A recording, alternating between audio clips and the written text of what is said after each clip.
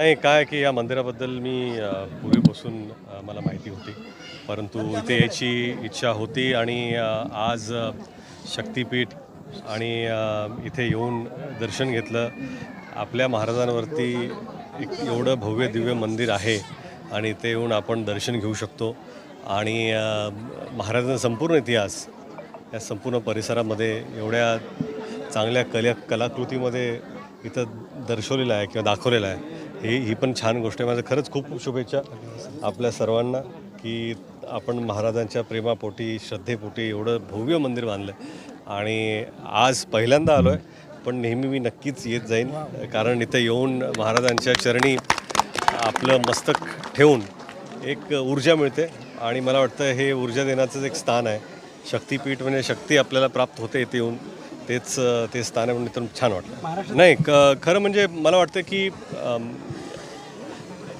महाराजांविषयीची श्रद्धा ही सगळीकडेच आहे, सगळ्या प्रांतात आहे, परंतु एक ध्येय ठेवून इथे ह्या मंदिराची स्थापना झालेली आहे आणि असं वाटतं की महाराज हे आपल्यासाठी देवच आहेत आणि देवाची जागा ही मंदिरातच असते आणि आपल्या हृदयात असते.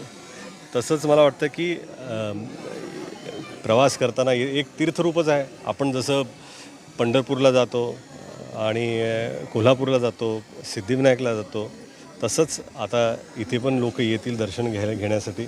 असंच एक हे श्रद्धास्थान होणार आहे आणि आहेच.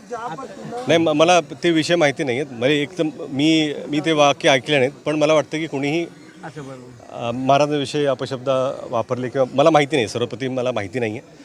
पण तुम्ही जर असं म्हणत असाल की जर महाराजांविषयी असे अपशब्द कोणी वापरते ते कधीच खपून घेतले जाणार नाही. कसं आहे की जसं या मंदिराची स्थापना केली तसंच श्रद्धेपोटी आम्हीसुद्धा एक चित्रपट काढलेला आहे. येत्या 1 मे रोजी तो सर्वत्र प्रदर्शित होणार आहे.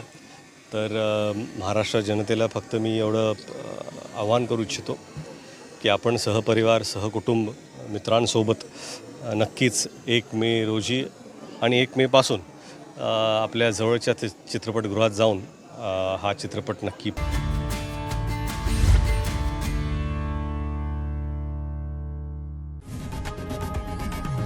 लोकशाही मराठी ऐका, पहा, जागरूक रहा.